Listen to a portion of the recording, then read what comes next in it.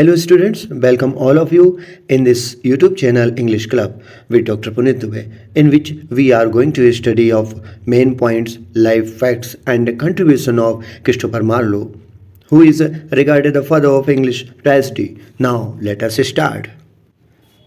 Christopher Marlowe was born in Canterbury, Kent in 1564 and died in 1593, Deptford near London.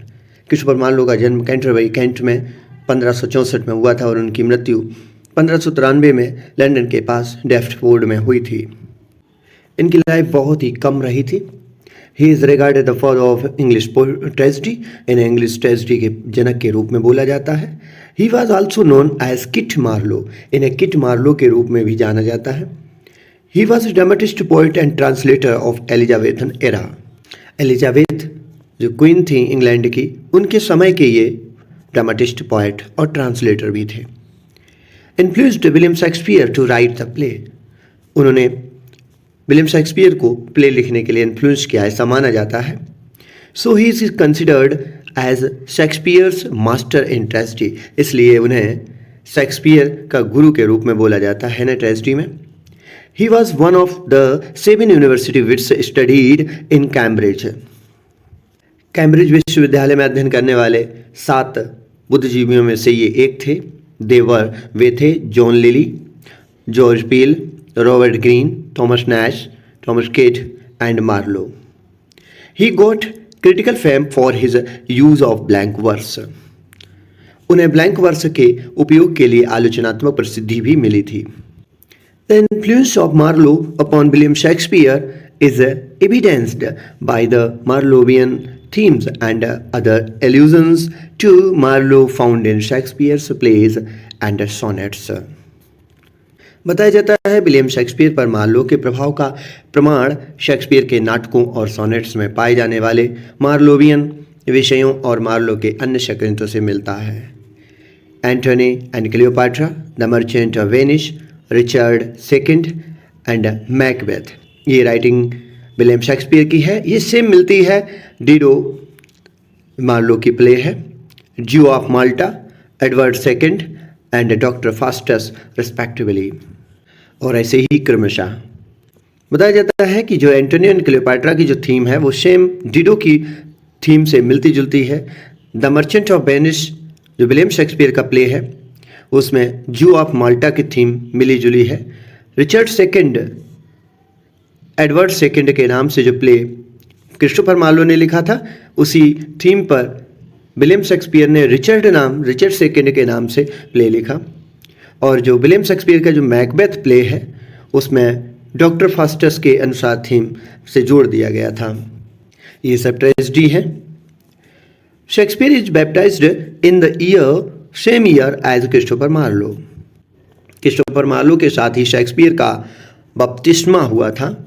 Baptist means होता है कि जब बच्चा पैदा होता है तो उसको क्रिश्चियन धर्म में ये एक रस्म के रूप में होती है जिसमें बच्चे को क्रिश्चियन धर्म की दीक्षा दी जाती है। बताया जाता है विलियम शेक्सपियर की डेट ऑफ बर्थ और मार्लो की डेट ऑफ बर्थ में केवल 2 महीने का अंतर था। Marlowe was the first to achieve critical reputation for his use of blank verse, which became the standard of era. Marlowe के ब्लैंक वर्स के इस्तेमाल के लिए आलोचनात्मक ख्याति पाने वाले पहले व्यक्ति थे जो उस दौर के लिए मानक बन गए थे। His plays are distinguished by their overreaching protagonists. उनके नाटकों की पहचान उनके अतिशयोक्तिपूर्ण नाटकों में से एक होती है। Themes found within Marlowe's literary work have been noted as humanistic and realistic emotions, which some scholars find difficult to reconcile with Marlowe's anti-intellectualism. बताया जाता है मार्लो के साहित्यिक कार्यों में पाए जाने वाले विषयों को यथार्थवादी भावनाओं के साथ मानवतावादी के रूप में देखा जाता है, जिसे कुछ विद्वानों को मार्लो के बौद्धिकता विरोधी विचारों के साथ सामंजस्य बिठाना मुश्किल पड़ता है। His notable works, उनके जो ट्रेजेडी हैं, Dido the queen of Carthage 1587, Tamburlaine the Great 1588, The Jew of Malta 1590, Edward II 1592, Tragical History of Dr. Faustus 1592, Hero and Leander 1593। The Massacre at Paris, 1593.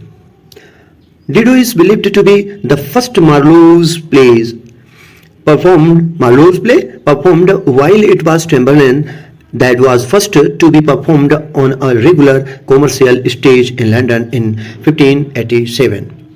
माना जाता है कि डिडो मार्लो द्वारा प्रस्तुत पहला नाटक था, जबकि टेम्बरलेन था जिसे 1887 में लंदन में एक नियमित व्यावसायिक मंच पर पहली बार प्रदर्शित किया जाता है। Marlowe's greatest success, Tamburlaine, was the first English play written in blank verse and with Thomas Kyd, the Spanish tragedy. Marlowe की सबसे बड़ी सफलता टेम्बरलेन रिक्त पद मीन्स ब्लैंक वर्स में लिखा गया पहला अंग्रेजी नाटक था और थॉमस किड का भी द स्पेनिश ट्रेजेडी उसके बाद माना जाता है जो ब्लैंक वर्स में लिखा गया था। It is generally considered the beginning of the mature phase of the Elizabethan theatre. इसे आमतौर पर एलिजाबेथन थिएटर के परिपक्व चरण की शुरुआत माना जाता है। एलिजाबेथन समय में सबसे पहले ऐसे ही प्ले परफॉर्म किए गए थे स्टेज पर। जॉर्ज पील ने मार्लो के लिए बोला है, Marley the muse is darling. George Peele ने टिप्पणी की है कि Marley the muse is darling के रूप में बोले गए। Michael Drayton noted that Michael Drayton ने इनके लिए बोला है कि he had in him those brave translunary things, उनके अंदर बहुत ही बहादुरी ट्रांसलेनरी जैसी चीजें हैं। बेन जॉनसन ने तो उनके लिए लिखा है कि मार्लोज माइटी लाइन्स, कि मार्लो की सबसे शक्तिशाली लाइन्स हैं। थॉमस नैश ने उनके लिए बुरा कहा है, पुअर डिसीज किट मार्लो की गरीबी बीमारी किट। बताया जाता है कि मार्लो का नाम किट मार्लो के रूप में जब दिया गया था, उसी के बाद से एलिजाबेथन समय में इनके बुरे दिन आ गए थे और इन्हें कोर्ट की तरफ बुलावा भी आया था और ये गए वहाँ इनको मार दिया गया, मर्डर कर दिया जाता है। और ये किसने मर्डर किया है इनके ऊपर किसी ने कुछ नहीं कहा और न ये भेद खुल पाया है कि ऐसा जघन्य अपराध कौन व्यक्ति ने किया था जो इनका विरोध कर रहा था। The most famous tribute to Marlowe paid by Shakespeare in As You Like It where he not only quotes for him a line from Hero and Leander but also gives to the clown touchstone the words. Marlowe को सबसे प्रसिद्ध श्रद्धांजलि Shakespeare ने as You Like it में दी थी, जहां उन्होंने न केवल उनके लिए हीरो एंड लेंडर से एक पंक्ति ली थी बल्कि क्लाउन टचस्टोन को के शब्द भी इसमें जोड़े थे। Audiences for generous displays of extreme physical violence, cruelty and bloodshed. अत्यधिक शारीरिक हिंसा, क्रूरता और रक्तपात के उदार प्रदर्शनों के लिए दर्शकों को इसमें दिखाया जाता है। In early May 1593, several bills were posted about London threatening the Protestant refugees from France and the Netherlands who had settled in the city. मई 1593 की शुरुआत में लंदन में फ्रांस और नीदरलैंड से आए प्रोटेस्टेंट शरणार्थियों को धमकी देने के बारे में कई बिल पोस्ट किए गए थे। जो शहर में आकर के बसे थे उन्हीं के विरोध में कई बिल पोस्ट किए गए थे। वन ऑफ दीज, इनमें से एक, the Dutch church libel written in rhymed iambic pentameter contained allusions to several of Marlowe's plays and was signed Tamburlaine. इनमें से एक डच चर्च परिवार, लाइबल मीन्स होता है मानहानि या झूठा वादा करके या झूठा नाम या बदनाम करना, जो तुकांत आइम्बिक पेंटामीटर में लिखा गया था उसमें मार्लो के कई नाटकों के साक्ष्य मौजूद थे। टेम्बरलेन के रूप में भी उसे हस्ताक्षरित किया गया था। बताया जाता था कि टेम्बरलेन में कुछ ऐसी लाइन लिखी हुई थी जो इस आइम्बिक पेंटामीटर के रूप में इन्होंने अपने बिल में लिखी थी, तो वो बिल इनकी राइटिंग से मिलता जुलता था, इसलिए इनके ऊपर भी अभियोग लगा दिया गया था। On 11 May 1593 the privy council ordered the arrest of those responsible for the libels. 11 May 1593 को प्रीवी काउंसिल ने परिवादों के लिए जिम्मेदार लोगों की गिरफ्तारी का आदेश दिया। Marlowe's colleague Thomas Kyd was arrested. His lodgings were searched and a 3-page fragment of a heretical tract was found. Marlowe के एक बहुत बड़े सहयोगी थॉमस किड को गिरफ्तार कर लिया गया था। उनके आवास की तलाशी ली गई और एक विधर्मी ट्रैक्ट का मीन्स बताया गया है कि हेरेटिकल विधर्मी ट्रैक्ट का 3 पृष्ठ का टुकड़ा उसमें मिला जो बिल से संबंधित था। In a letter to sir John Pickering,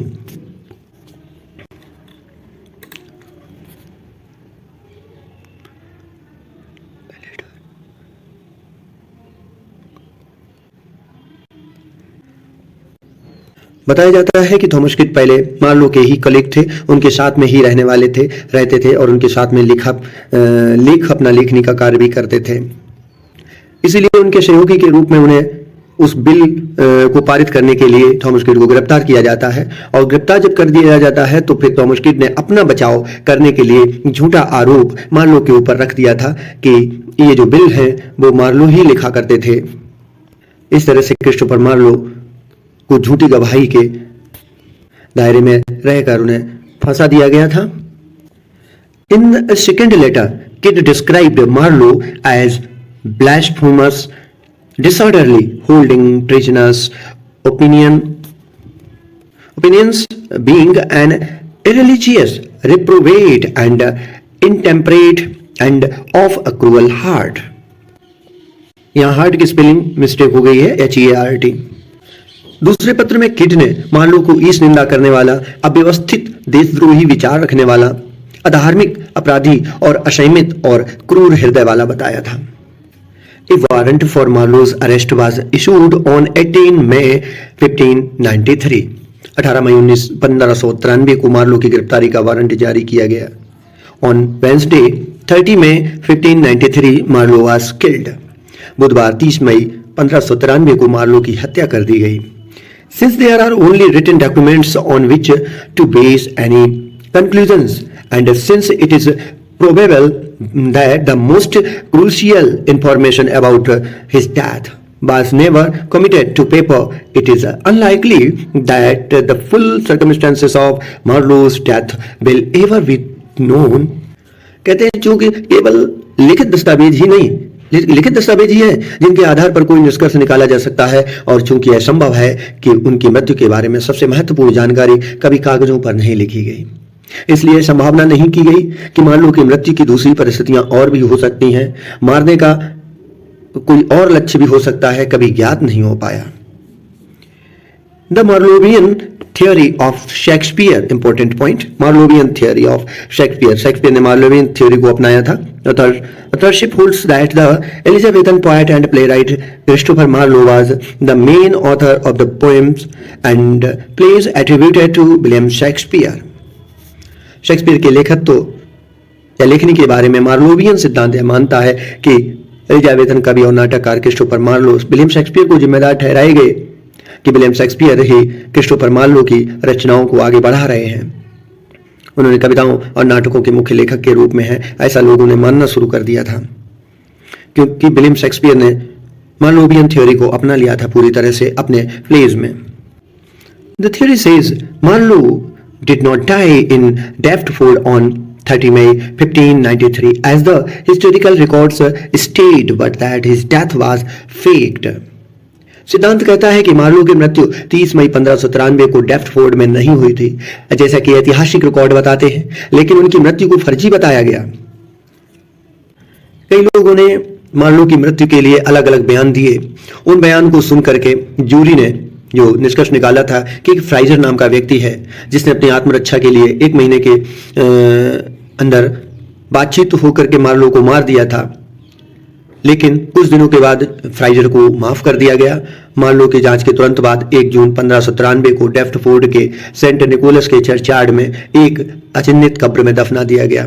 जांच की सच्चाई पर संदेश करने का मुख्य कारण गवाह के रूप में मार्लो के साथियों की विश्वसनीयता है।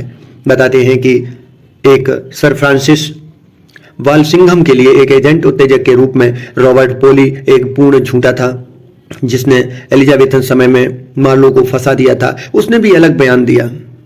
कई और भी जांच के बाद सामने आए कि सर वाल्टर रैले थे, उन्होंने हत्या की व्यवस्था की। एक स्केरस के मुख्य खिलाड़ी के साथ हत्या का परिणाम दिखाया गया था।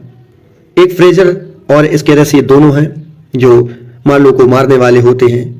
एक स्टेटमेंट में दिखाया गया था कि रानी ने उनके विध्वंसक नास्तिक व्यवहार के कारण उनकी हत्या का आदेश दे दिया था। एक फ्रीजर थे, उनकी हत्या का आरोप लगा दिया गया था उनके ऊपर। मार्लो की मौत को विध्वंसक नास्तिकता के लिए मुकदमे और फांसी से बचाने के लिए नकली बनाया गया था।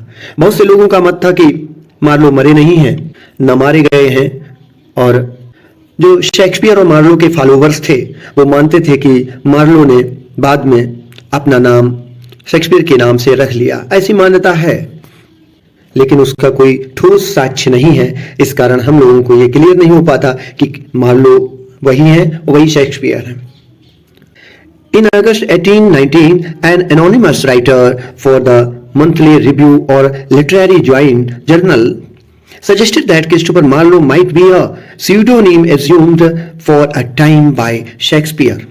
अगस्त 1819 में द मंथली रिव्यू या लिटरेरी जर्नल के लिए एक अनाम लेखक ने सुझाव दिया था कि क्रिस्टोफर मार्लो शेक्सपियर द्वारा कुछ समय के लिए अपनाया गया एक छद्मनाम था। There are similarities between their Marlowe and Shakespeare works. Marlowe's style, vocabulary, imagery, and his apparent weaknesses, particularly in the writing of comedy, are said to be too different from Shakespeare's to be compatible with the claims of the Marloweans. उनके miss Marlowe और Shakespeare कार्यों के बीच समानताएं हैं। Marlowe की शैली, शब्दावली, कल्पना और उनकी स्पष्ट कमजोरियां विशेष रूप से कॉमेडी के लेखन में शेक्सपियर से बहुत अलग भी बताई जाती हैं और समानताएं भी बताई जाती हैं, जो मार्लोवियन के दावों के साथ संगत नहीं होती है ऐसा भी कहा जाता, और संगत भी होती है ऐसा भी कहा जाता।